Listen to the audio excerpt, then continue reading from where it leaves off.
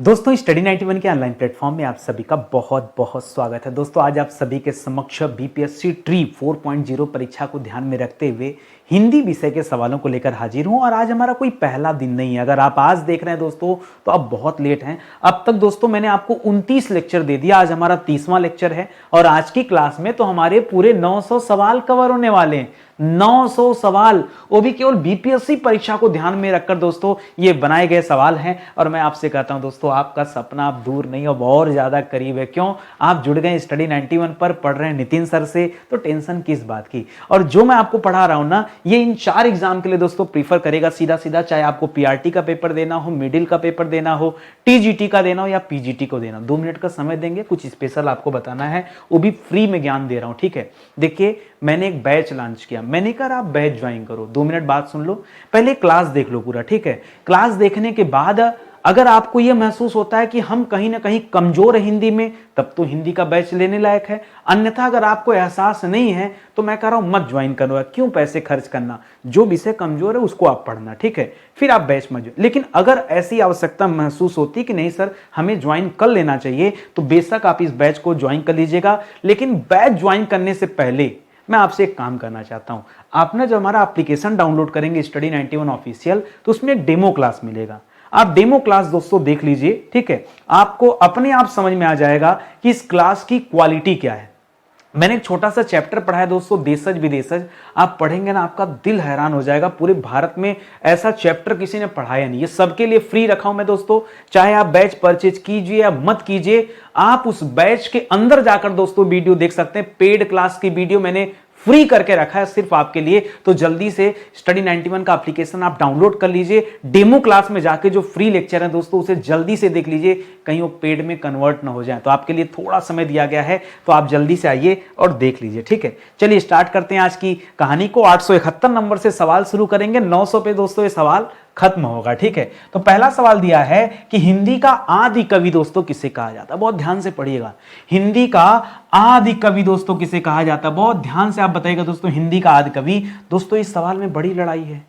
आयोग ने यहां पर 2-2 लोगों को माना है। कुछ व्याकरणाचार्य दोस्तों इन्हें सही मानते हैं और कुछ व्याकरणाचार्य दोस्तों इन्हें सही मानते हैं। ठीक है, बाकी लोगों का तो कोई बात ही नहीं आता। ठीक है, यहां चंद्रबरदाई जी का, तुलसीदास जी का, वेद व्यास जी ना, इन लोगों का नाम मत लीजिए, इन लोगों का भी कोई काम नहीं यहाँ पे। देखिए वेद व्यास जी ने किसकी रचना किया दोस्तों, इन्होंने महाभारत की रचना किया। ठीक है, किसकी रचना किया, महाभारत की रचना किया है।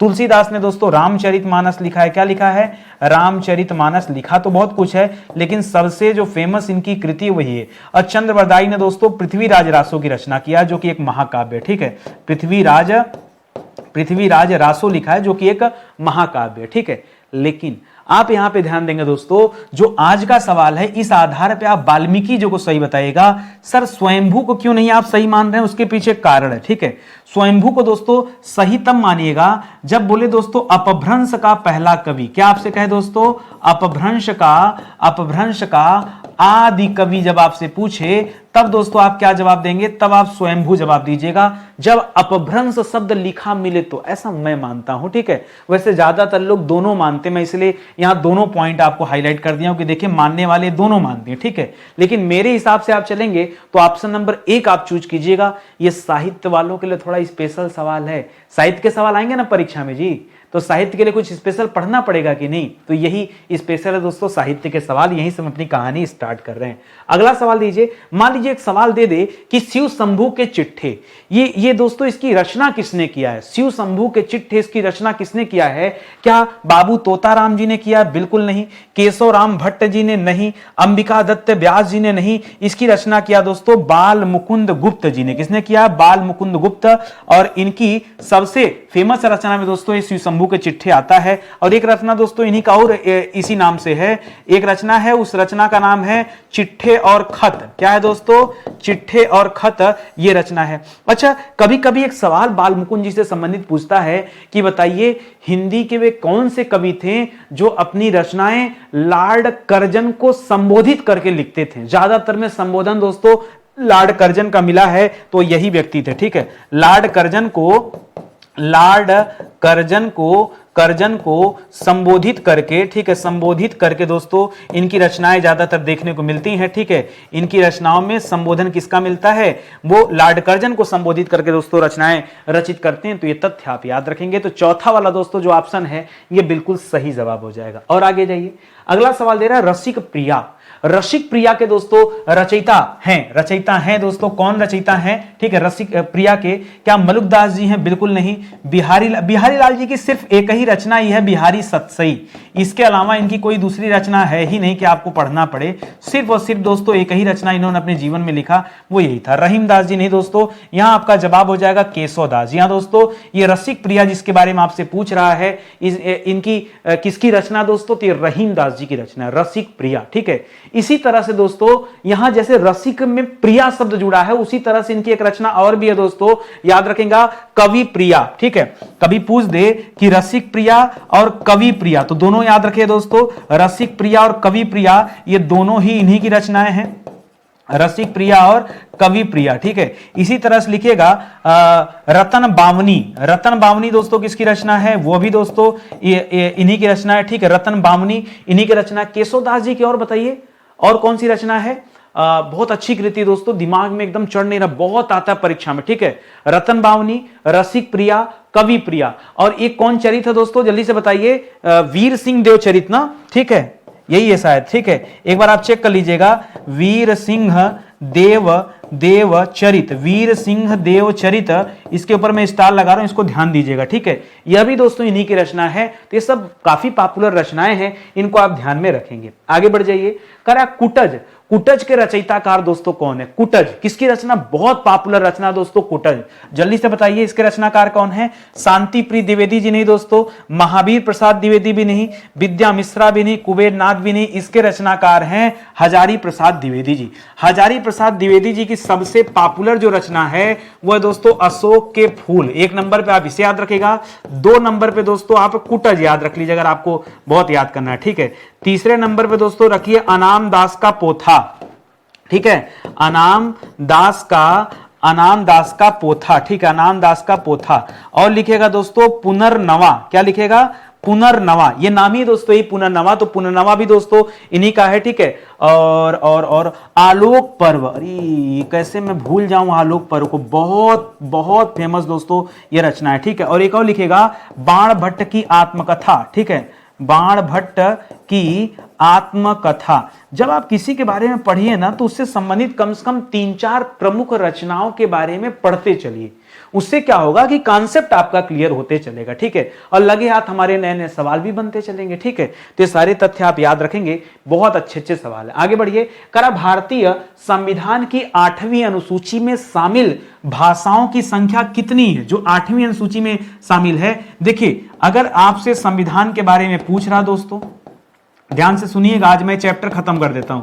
संविधान के बारे में अगर पूछ रहा है और संविधान में दोस्तों भाषा के बारे में पूछ रहा है, तो याद रखिएगा जो मूल संविधान था उसमें सिर्फ 14 भाषा का उल्लेख था, ठीक है। लेकिन वर्तमान में दोस्तों, वर्तमान में ध्यान दीजिएगा, अब भाषाओं की संख्या कितनी हो गई दोस्तों? तो 22 भाषाएं हो गई हैं। तो जवाब हमारा क्या हो जाएगा? 22 जवाब हो जाएगा। एक चीज, दूसरा चीज दोस्तों, हो सकता है परीक्षा में अनुच्छेद पूछ दे, तो अनुच्छेद 343 से लेकर 351 तक दोस्तों आप याद रखेंगे, ये किससे संबंधित है? ये भाषा से संबंधित अनुच्छेद है। हो सकता है आपसे भाग पूछ ले, ठीक है, जैसे अनुसूची 8 है वैसे भाग पूछ दे, तो बताएगा दोस्तों भाग कितना हो जाएगा? भाग 17 में दोस्तों इसका उल्लेख मिलता है, भाग। उसी तरह दोस्तों आपसे अनुसूची पूछ ले, तो अनुसूची तो हमारे सामने दिया ही गया कि अनुसूची क्या है दोस्तों? 8 है, ठीक है। तो इतनी बातें दोस्तों आप यहां पे याद रखेंगे, जो मैंने लिखा है, ठीक है। सब कुछ मैंने लिख दिया, अब इससे ज्यादा कुछ नहीं है आपको, ठीक है, पढ़ना इतना आपको जानना पड़ेगा, ये आप ध्यान रखेंगे। आगे बढ़िए दोस्तों, करा छेपक माने क्या होता है? छेपक ये वाक्यांशों के लिए एक शब्द जो चैप्टर पढ़ते हैं उसका एक अलग तरीके से मैं सवाल पूछ रहा हूं। छेपक का अर्थ क्या होता है बताना है। करा दूसरों को क्षमा कर देने वाला, ऐसा कुछ नहीं है। शत्रुओं पर घातक वार करने वाला, यह भी नहीं है। किसी ग्रंथ में अन्य व्यक्ति के द्वारा जोड़ा गया भाग जो दोस्तों, यही इसका सही जवाब है। किसी अन्य व्यक्ति द्वारा छोड़े गए शेष कार्य को पूरा करना, किसी अन्य की संपत्ति पर कब्जा करना, यह सब नहीं। किसी अन्य व्यक्ति के द्वारा अगर ग्रंथ में किसी दूसरे हिस्से को जोड़ा जाता है तो उसे छेपक कहते हैं। क्या कहते हैं? क्षेपक कहा जाता है। बहुत बेहतरीन सवाल है, थोड़ा लेवल का सवाल है। अच्छा, ये कैसे डिसाइड करेंगे कि हिंदी में हमको आ कितना रहा है? बिना कॉपी कलम के नहीं डिसाइड हो पाएगा। कॉपी कलम लेके बैठिए, मुझे रोक दीजिए, अरे मैं यहां अपने रफ्तार में चल रहा हूं ना, आपके मोबाइल में मैं आपके नियंत्रण में हूं, जैसे चाहे रोक देंगे नितिन सर वैसे रुके रहेंगे, एकदम स्टॉप हो जाएंगे, ऐसे रोक देंगे तो ऐसे रुके रहेंगे, ठीक है? पॉज कर दीजिए ना, फिर आप सवाल पे ध्यान दीजिए, सवाल क्या है और उसका जवाब दीजिए। या तो गलत होगा या सही होगा, दोनों केस में आपका फायदा है, मेरा नहीं है। दोनों केस में आपका फायदा है, पता तो चले कि गलती कहां है, मेरी कमी कहां पर है। करा जिस तर्क का कोई जवाब ना हो, कोई काट ना हो, या उसे क्या कहा जाता? तो जब कोई जवाब काट नहीं तो जोरदार नहीं दोस्तों, तर्कहीन भी नहीं, सटीक भी नहीं, उसे कहते हैं अकाट्य, जिसे काटा ना जा सके। जिस तर्क का कोई जवाब ना हो या जिसे काटा ना जा सके, उसके लिए दोस्तों शब्द क्या आ जाता है? अकाट्य शब्द आ जाता है। तो यही आपका जवाब होगा। एक बार कॉपी खोल के देखिए आपने लिखा क्या, ठीक है? इस सवाल का आपने क्या जवाब दिया? करा रीढ़ टूटना, ये दोस्तों मुहावरा है। कई बार आपको लगता है कि मुहावरा जैसा आसान चैप्टर तो कुछ होगा ही नहीं, आप बताओ तो सही, रीढ़ टूटने का क्या अर्थ होता है? करा आधार ही ना रहना, निराश हो जाना, हड्डी कमजोर होना, दुर्दशाग्रस्त होना, कमर। देखिए आपको पता है कि कमर दर्द और हड्डी कमजोर होने से इसका कोई लेना देना नहीं है, लेकिन बाकी के 3 ऑप्शन ना आपका जो है इज्जत लेने को तैयार है, सही बताएं तो। अब देखिए क्या है, दुर्दशा, हड्डी टूटना दोस्तों दुर्दशा। अब इसमें से बताइए, ज्यादातर बच्चा दोस्तों जो यहां जवाब दे रहा होगा निराश हो जाना, और ये आपका बिल्कुल सही जवाब है नहीं, ठीक है? ये नहीं है दोस्तों, कंफ्यूज मत होइए। आधार ही न रहना, किसी की रीढ़ की हड्डी टूट जाना, उसे कहा जाता है आधार ही न होना। दूसरा, ये निराश हो जाना, ये जवाब मत दीजिएगा, गलत जवाब है ऑप्शन नंबर 1। इसीलिए कह रहा हूं, जैसा आपको लगता है हिंदी वैसी है नहीं, ठीक है? जैसा आपको लगता है हिंदी वैसी है नहीं, आपको लगता है हिंदी पर बिंदी, ये भी ऐसा है नहीं। वो बिंदी नहीं होता, आधा न लिखते हैं, पंचमाक्षर का नियम है। कुछ बनाना चाह रहा था, बना नहीं यार, ठीक है? कह रहा है शैतान की आंत। शैतान की आंत का अर्थ आपको बताना, ये भी मुहावरा है। शैतान की आंत, इस मुहावरे का क्या अर्थ है? करा अत्यंत धूर्त व्यक्ति। बहुत सारा बच्चा यही करता है, धूर्त व्यक्ति को हमेशा शैतान समझ लेता है, और यही गलत जवाब है। अत्यंत नगण्य वस्तु नहीं, शैतान की आंत कहा जाता है बहुत लंबी वस्तु को। किसे कहा जाता है? बहुत लंबी वस्तु को क्या कहते हैं? शैतान का। सर हमको तो लग रहा धूर्त वाला सही होगा, क्या करें? जो लगता है वो है नहीं। अभी आपको समझा रहा हूं, समझ में नहीं आ रहा है ना? जो लगता है वो है नहीं। आगे देखिए, करा वह घर से बाहर गया। अब मैं आज ऐसे ऐसे सवालों को शामिल किया हूं ना, जो चैप्टर सच में आप पढ़ना नहीं चाहते, मैं आपको जबरदस्ती वही पढ़ाना चाहता हूं, क्योंकि होता क्या है ना, जो आप नहीं चाहते एग्जाम में भी वही पूछता है, ठीक है? इसीलिए मैं थोड़ा सा ऊट पटांग सवाल आज की क्लास में मैंने रखा है। करा वह घर से बाहर गया, इसमें कौन सा कारक है? आप ध्यान से देखिए तो से लिखा है, तो हो सकता है कि बच्चा का ध्यान कर्ता पे चला जाए, कर्म पे। कर्ण बिल्कुल नहीं होगा, अपादान। मैंने आपको समझाया था दोस्तों कि हमेशा आप याद रखिए, कहीं भी अलगाव का भाव आ जाए, कहीं भी दोस्तों दूरी की बात आ जाए, वह घर से बाहर गया तो दूर हुआ ना, दूरी की बात आ जाए, कहीं भी दोस्तों तुलना की बात आ जाए, कहीं भी दोस्तों डर या भय की बात आ जाए, कहीं भी दोस्तों क्या आ जाए दोस्तों, लज्जा की बात आ जाए, इन सब में दोस्तों हमेशा उत्तर क्या होता है? अपादान कारक ही जवाब होता है। आप यार सेंटेंस को भाव के अनुसार समझ के अपना उत्तर लिखो ना, क्यों दिमाग लगाते हो अपना? क्यों आप शब्द ढूंढने निकले हो? करा संस्कृति का विशेषण दोस्तों क्या होगा? संस्कृति का विशेषण, बच्चा देखिए 2 चीज होता है, मैंने आपको पढ़ाया था, एक होता विशेषण और एक होता दोस्तों विशेष्य। क्या होता है? विशेषण और विशेष्य। विशेष्य का मतलब होता है मूल शब्द, क्या होता है? मूल शब्द। और विशेषण का मतलब होता है निर्मित शब्द, ठीक है? विशेषण का मतलब क्या हो जाता है? ठीक है, विशेषण का मतलब हो जाता है निर्मित शब्द। क्या हो जाता है? निर्मित शब्द, ठीक है? ये 2 पॉइंट आप याद रखें खाली, मूल शब्द निर्मित। आपसे कहा है संस्कृति का विशेषण है, मतलब विशेषण आपको पता करना है, इसका विशेषण पता करना है। यानी ये जो शब्द दिया दोस्तों संस्कृति, ये एक तरह से क्या हो जाएगा दोस्तों? ये एक तरह से आपका विशेष्य हो जाएगा। तो मूल शब्द अगर विशेषण है तो आप जो चाहे इससे बना लो। संस्कृति से क्या बना सकते हो? संस्कृति से संस्कृत तो बनेगा नहीं, सांस्कृत भी नहीं बनेगा, सांस्कृतिक भी नहीं बनेगा, सांस्कृतिक बनेगा। मैंने बताया था अगर इसके साथ एक प्रत्यय जोड़ दिया जाए तो हमेशा पहले अक्षर के साथ आ की मात्रा जुड़ेगी। सांस्कृतिक दोस्तों बनेगा और यही आपका जवाब हो जाएगा। तो यहां पर दोस्तों ये जो विशेषण शब्द है क्या हो जाएगा, सांस्कृतिक, और यही तो पूछा था आपसे। तो ऑप्शन नंबर डी अगर आपने जवाब दिया तब तो मामला फिट है, नहीं तो फिट कीजिए। करा निम्नलिखित क्रियाओं में से कौन सी क्रिया अनुकरणात्मक नहीं है? कौन सा अनुकरणात्मक क्रिया नहीं है? अनुकरण मतलब जैसे गड़गड़ाना, खटखटाना, ठीक है, खड़क सिंह के खड़कने से खड़कती हैं खिड़कियां, खिड़कियों के खड़कने से खड़कता है खड़क सिंह, तो खट खट खट खट खट, हाँ, तो याद रखिएगा खटखटाना, ठनठनाना, हिन हिनाना, यानी देखिए अनुकरण हो रहा, हिन फिर हिनाना, अनुकरण है। ज्यादातर आवाज जो पशु पक्षियों को दी, जैसे मक्खी भिन भिनाती है, भिन भिनाना, ये सब अनुकरणात्मक कहे जाते हैं। तो फड़फड़ाना ये तो अनुकरणात्मक है। मिमियाना, ठीक है, मिमियाना ये आवाज है दोस्तों। झुठलाना दोस्तों गलत हो जाएगा यहां पर। हिन हिनाना, हिन हिनाया नहीं दोस्तों, हिन हिनाना, ठीक है, तो ये सब तो सही है। झुठलाना एकदम प्योर गलत है, शुद्ध रूप से दोस्तों गलत है, ये आप ध्यान दीजिए। तो ऑप्शन नंबर सी जो है दोस्तों ये आपका बिल्कुल सही जवाब हो जाएगा। कह रहा है मैं खाना खा चुका हूं, बहुत अच्छी बात है, मैं खाना खा चुका हूं। इस वाक्य में भूतकालिक भेद बताना आपको। खा चुका हूं तो बताइए जब खाना खा गया तो कुछ बचा तो है नहीं यार, अब तो पूर्ण भूतकाल हो जाएगा। ज्यादा दिमाग क्यों लगा रहे थे, ठीक है। हेतु हेतु मत भूतकाल कब होता है, जहां कहीं पे निर्भरता होती, ठीक है, ठीक है। अगर मैं स्टेशन जल्दी पहुंचता तो ट्रेन न छूटती, हाँ, लेकिन छूट गई हो तो भूतकाल की बात हो रही है, ठीक है। संदिग्ध भूतकाल जहां संदेह पैदा हो। आसन्न भूतकाल जो कार्य अभी अभी हुआ हो, ठीक है। संदिग्ध का मतलब क्या हो जाएगा, ये संदेह वाली बात आ जाएगा। आसन्न मतलब जो अभी अभी हुआ हो, ठीक है, जो अभी अभी हुआ हो, उसके लिए दोस्तों ये शब्द आता है आसन्न भूतकाल। सामान्य नियम पूर्ण भूतकाल है, खाना समाप्त हो चुका है, थाली में कुछ बचा नहीं है, तो पूर्ण भूत कीजिए, ज्यादा दिमाग आपको नहीं लगाना है। करा चिड़िया आकाश में उड़ रही है, चिड़िया आकाश में उड़ रही है, यहां पर किस टाइप की क्रिया है आपको टाइप बताना है। आकाश में चिड़िया उड़ रही है, और मैं आपको समझाया था एक बार, अगर आपको याद हो तो लिख लीजिए, आज मैं फिर से दिखा रहा हूं। कहीं पे उड़ना की बात आ जाए, ठीक है, कहीं पे चलना की बात आ जाए, कहीं पे टहलना की बात आ जाए, टहलना की बात आ जाए, ठीक है, सुनते जाइए।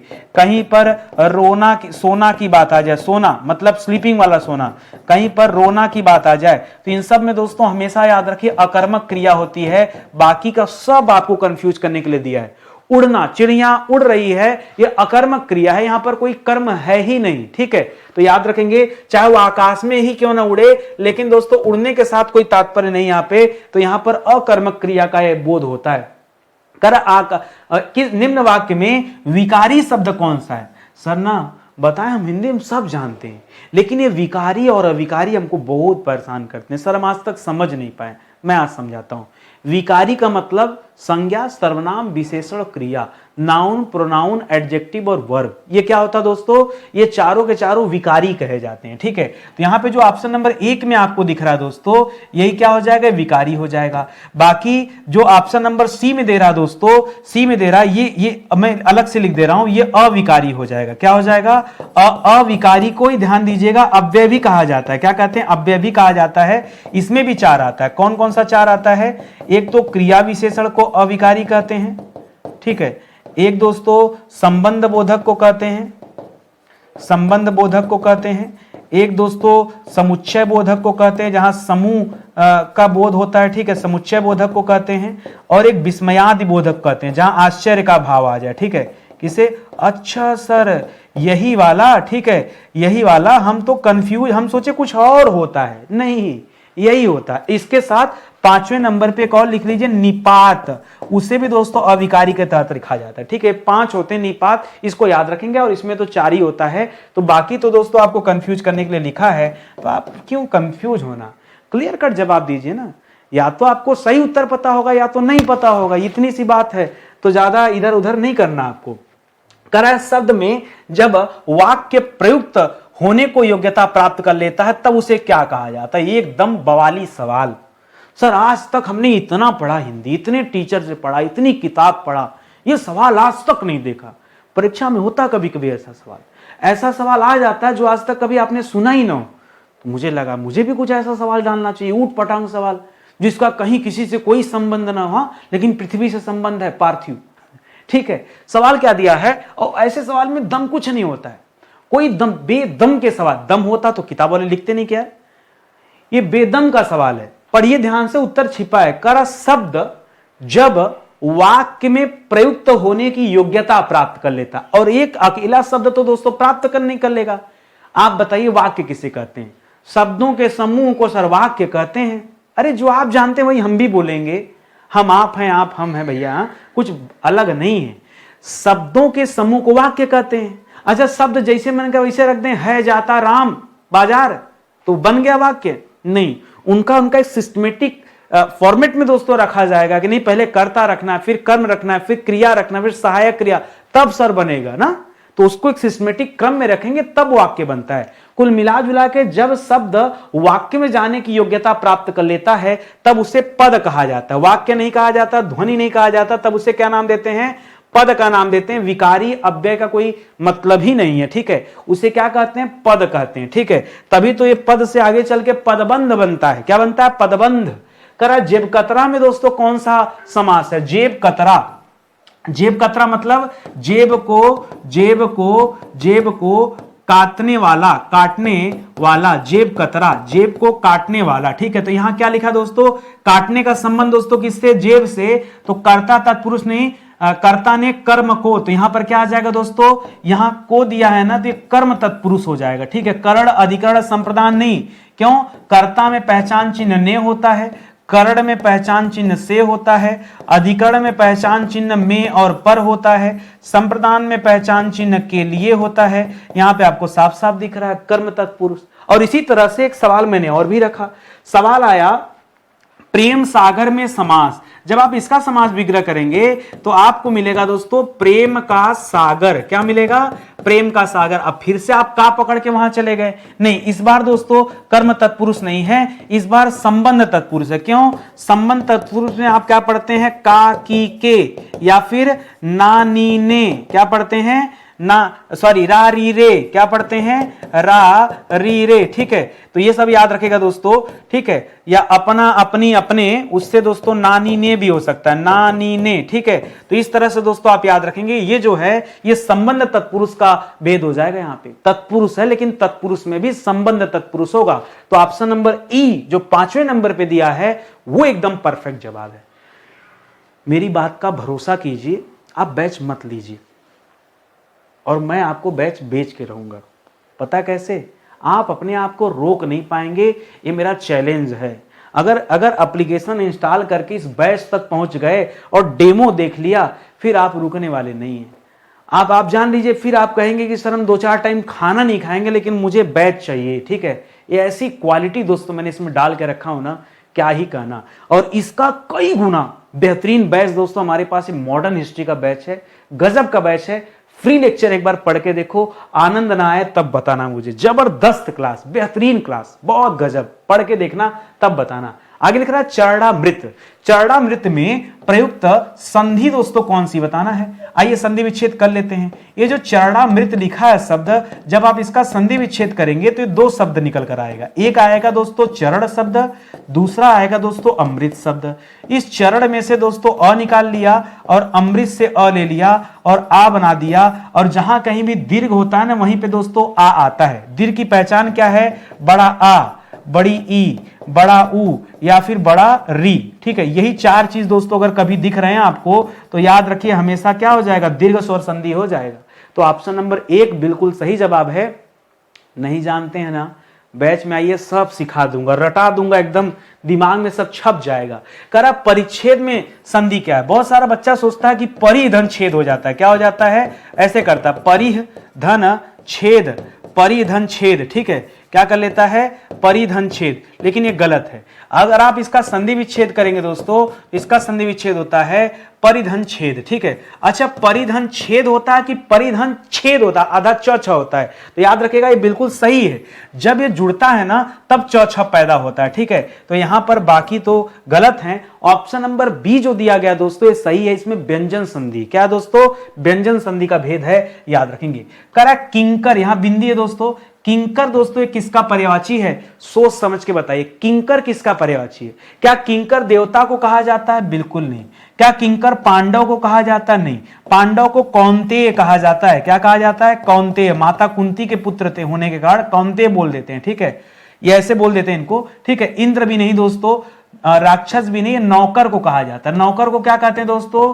नौकर को सेवक कहते हैं, नौकर को दास कहते हैं, नौकर को भृत्य कहते हैं, नौकर को गुलाम कहते हैं, नौकर को अनुचर कहते हैं। क्या कहते हैं? अनुचर, ठीक है। नौकर को परिचर कहते हैं, ठीक है, परिचर, ठीक है, परिचर, ठीक है, परिचर कहते हैं, ठीक है। नौकर को किंकर भी कहते हैं। क्या कहते हैं? किंकर। तो ये सब नाम आप याद रखेंगे, ये सब नौकर का पर्यायवाची है। आगे से याद रखिएगा, हो सकता है कहीं से कुछ और उठा के पूछ ले, ठीक है, इसलिए पहले से आप अलर्ट होना सीख जाइए।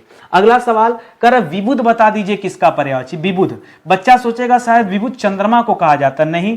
महात्मा बुद्ध नहीं, बुद्ध ग्रह को नहीं, बुद्धिमान भी नहीं दोस्तों, बुद्धिमान में हलंत होगा। देवता को कहा जाता है, याद रखेगा, देवता को सुर कहते हैं, देवता को अमर कहते हैं। क्या कहते हैं? अमर कहते हैं, ठीक है। देवता को क्या कहते हैं दोस्तों? याद रखेगा, निर्जर कहते हैं।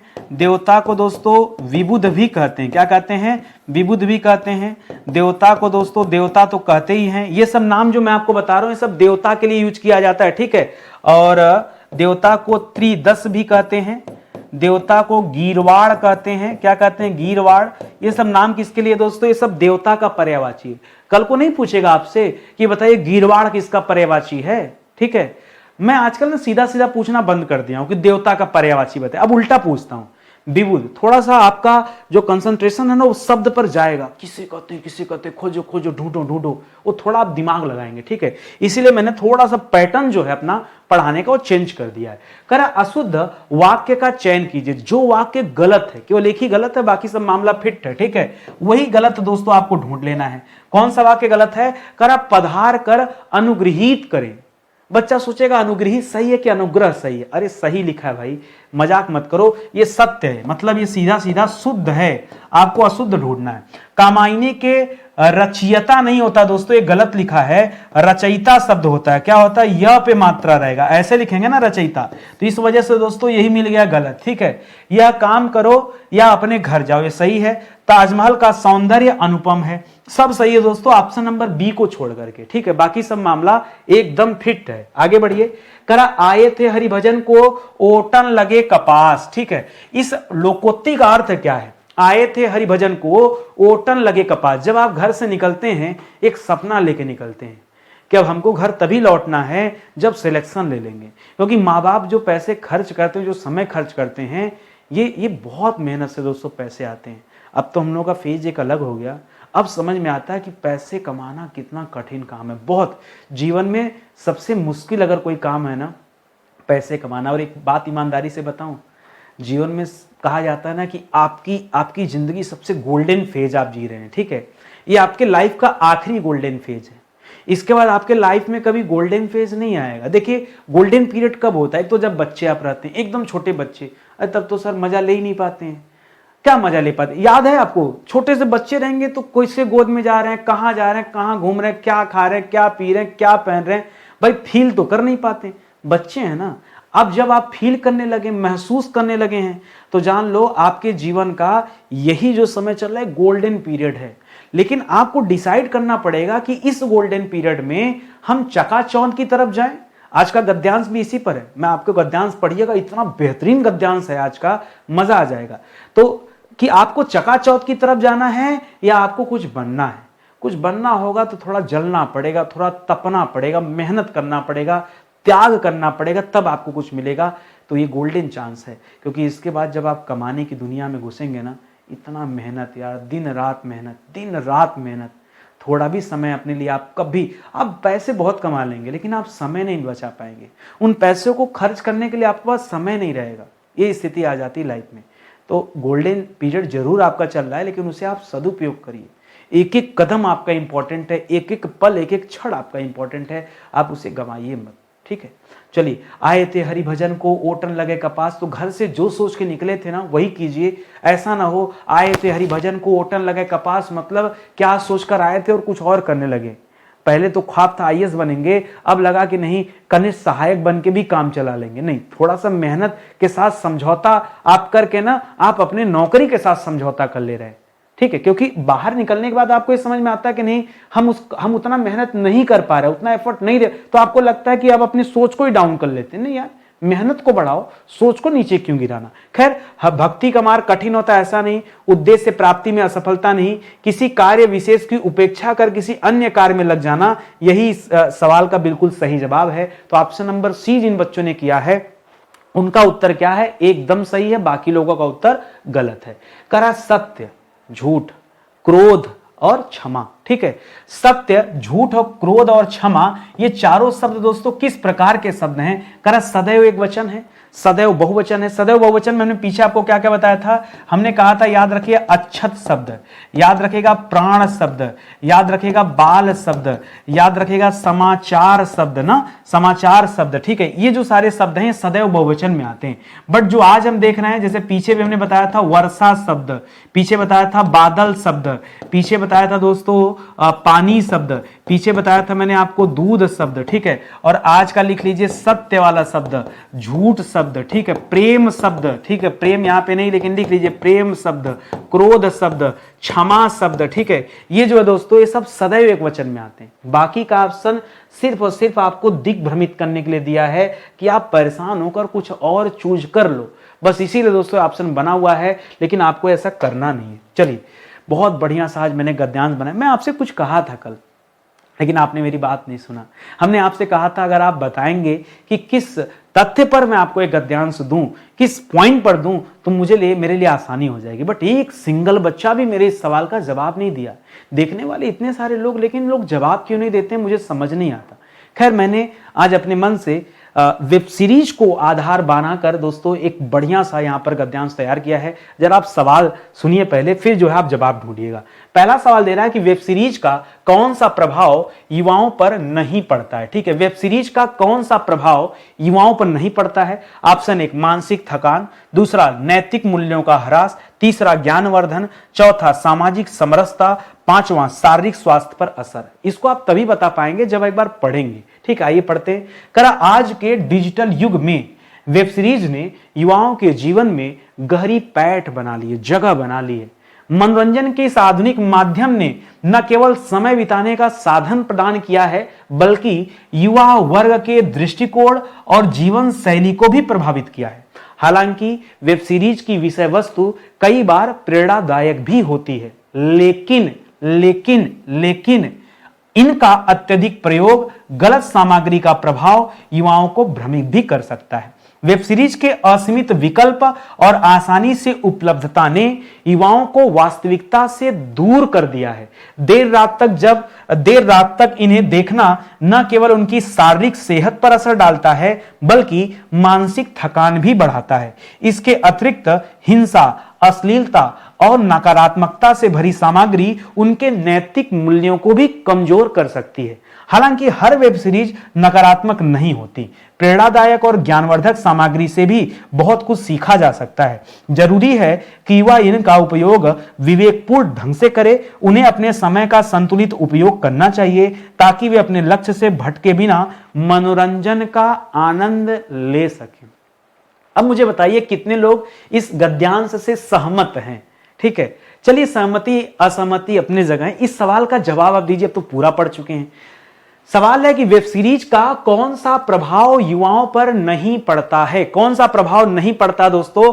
मानसिक थकान। देखिए, देर रात तक आप देखेंगे तो मानसिक थकान तो हो ही जाता है। यहां पे लिखा भी देखिए, ये वाला पॉइंट यहां दिया ना, मानसिक थकान की बात हो रही, ठीक है। दूसरा, नैतिक मूल्यों का ह्रास, ठीक है। यहां ऊपर दोस्तों कहीं मैंने आपको देखा नैतिक मूल्यों के ह्रास की बात, यहां देखिए नैतिक मूल्यों का ह्रास होता है, कमजोर कर सकता है, ये पॉइंट भी लिखा है, ठीक है। ज्ञानवर्धन दोस्तों, हाँ, कई वेब सीरीज बहुत अच्छी भी होती है, उससे ज्ञानवर्धन भी होता है, ज्ञान भी बढ़ता है, ठीक है। क्योंकि यहां लिखा है कि ये प्रेरणादायक और ज्ञानवर्धन हो सकते हैं, लेकिन सामाजिक समरसता, ठीक है, ये एकदम नहीं मिलता आपको। सामाजिक समरसता तो मिलता ही नहीं है। शारीरिक स्वास्थ्य पर असर पड़ता है। यहां सामाजिक समरसता याद रखेंगे, इससे यहां पर इसका कोई सामाजिक समरसता की बात नहीं की गई, तो ये आपको यहां पर बिल्कुल अलग ऑप्शन है, तो इसको आप चूज कर लीजिए। अगला सवाल देखिए, करा वेब सीरीज का अत्यधिक प्रयोग युवाओं पर क्या प्रभाव डालता है। अगर वेब सीरीज आप ज्यादा देख रहे हैं तो इसका इंपैक्ट, इसका इफेक्ट दोस्तों आपके जीवन शैली पर क्या पड़ेगा, ये आपको बताना है। करा सकारात्मक दृष्टिकोण का विकास होगा, जीवन शैली में सुधार आएगी, वास्तविकता से दूरी होगी, समाज सेवा की प्रेरणा मिलेगी, या स्वास्थ्य में सुधार होगा। देखिए क्या प्रभाव पड़ता दोस्तों, अरे मेरे भाई आपसे इंपैक्ट पूछा है, क्या आपका स्वास्थ्य सुधरेगा? जितना वेब सीरीज देखेंगे आंख उतनी खराब होगी, मानसिक रूप से असंतुलित होंगे, तो इसकी बात कहां करें। समाज सेवा की प्रेरणा कहां वेब सीरीज से आपको मिल जाएगी? ये वेब सीरीज आपको वास्तविकता से दूर ले जाती है। क्यों? अरे भैया पिक्चर है ना, पिक्चर में वास्तविकता किस चीज की, अरे तुम मनोरंजन के लिए बनाया गया है, ये आपको रियल लाइफ से बहुत दूर लेके चलती है, जो दिखाया जाता है वैसा है नहीं, ठीक है। तो याद रखेंगे वास्तविकता से दूर, ठीक है, तो इसको आप याद रखेंगे, बहुत शानदार जवाब है। आगे देखिए, करा वेब सीरीज का विवेकपूर्ण उपयोग किस प्रकार लाभकारी हो सकता है। मेरे कहने का यह तथ्य बिल्कुल नहीं कि वेब सीरीज एकदम से खराब होते हैं, बहुत सारी वेब सीरीज बहुत अच्छी भी होती हैं, ठीक है, लेकिन ये कैसे लाभकारी हो सकते हैं, जरा इसका जवाब आप सुनिएगा, ठीक है। करा नैतिक मूल्य बढ़ाने में, ठीक है, नैतिक मूल्यों का ह्रास होता है ज्यादातर, ठीक है, बढ़ाने वाले कम मिलते हैं। अश्लीलता ये भी बढ़ती है। ज्ञान प्राप्ति में दोस्तों ये सहायक हो सकते हैं, ठीक है। हिंसक प्रवृत्ति विकसित करने में नहीं। आजकल एक अजीब सा कल्चर चल रहा है। एक जमाना था जब गुंडे का रोल एक अलग होता था और हीरो आके बचाता था। आज का समाज ही अलग हो गया। आज जो गुंडा होता है ना, वो रोल जब हीरो करता है हमें बड़ा अच्छा लगता है। कोई भी खराब काम, जितना भी ऊट पटांग हरकत वो हीरो करे, हत्या करना, मारना, सब कुछ उसके लिए जायज है, और तब हमें लगता है कि पिक्चर जबरदस्त है, ठीक है। आप सोचो इस कलयुग में हमारे सोच को क्या हो गया है, हम लोग क्या देख रहे हैं, क्या हमें यही देखना चाहिए? हालांकि वो मूवी है, वो पिक्चर है, वहां सिर्फ वो दृश्य दिखाया गया आपके मनोरंजन के लिए, लेकिन बहुत इफेक्ट पड़ता है दोस्तों हमारी जीवन शैली में, ठीक है। आप कभी इस पर विचार करना कि ये सही है, ये सही है जिस तरह से दिखाया जा रहा, तब आपको समझ में आएगा। आप केवल यस नो में जवाब दीजिएगा, ज्यादा अंदर जाएंगे ना तो आप समझ नहीं पाएंगे कि उत्तर क्या देना है।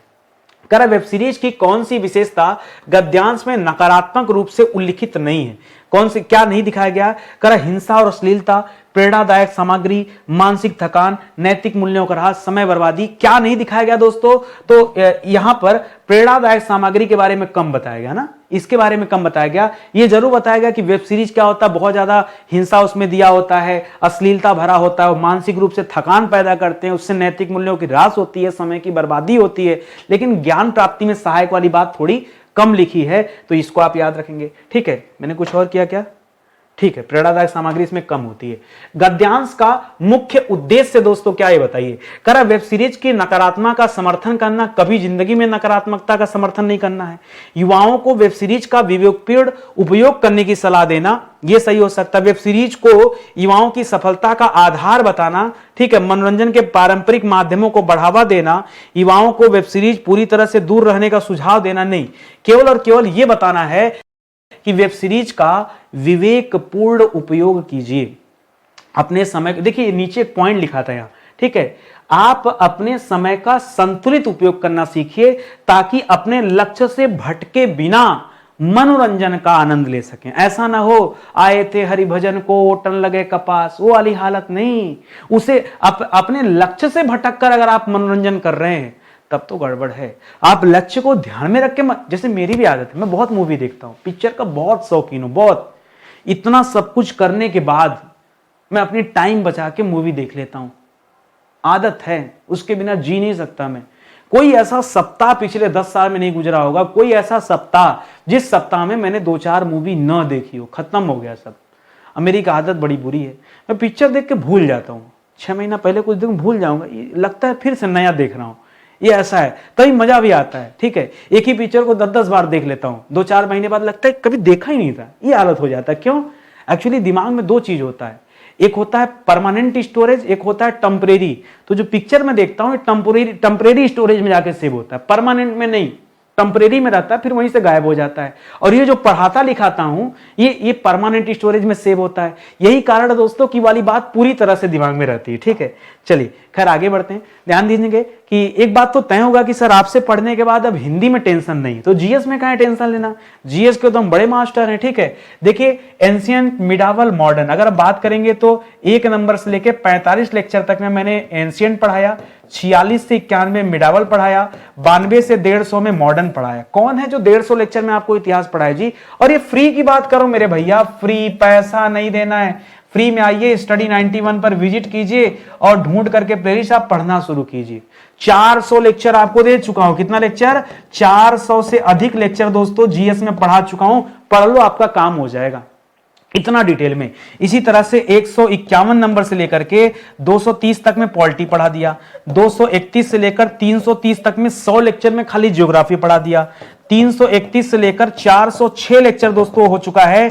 76 लेक्चर खाली ज्योग्राफी का हो चुका है। अभी ज्योग्राफी समाप्त नहीं हुआ, चल ही रहा है, अभी ज्योग्राफी चल रहा है। ठीक है, तो आप आ जाओ। 400 से ज्यादा लेक्चर, 13,000 सवाल हमारे होने वाले हैं। 12,000 तो कंप्लीट हो गए, अब 13,000 होने वाले हैं। तो जल्दी से आ जाओ दोस्तों और साथ में जुड़ करके आप पढ़ना लिखना जो है शुरू करो, हमारे साथ काम आपका हो जाएगा। ठीक है, तो आज का सेशन इसी तरह समाप्त होता है। जो एप्लीकेशन मैंने बताया ना, वो एप्लीकेशन यही है, स्टडी 91 ऑफिशियल। 2 एप्लीकेशन है, ये नया वाला एप्लीकेशन आप डाउनलोड कीजिए। यहां से आप जाके कोर्स के अंदर जो फ्री लेक्चर मैंने आप सभी के लिए अभी मुफ्त किया है स्पेशल ऑफर में, वो आप जाके देख लीजिए। कुछ ही दिन के लिए फ्री रहेगा, उसके बाद वो पेड हो जाएगा, तो आप देख नहीं पाएंगे।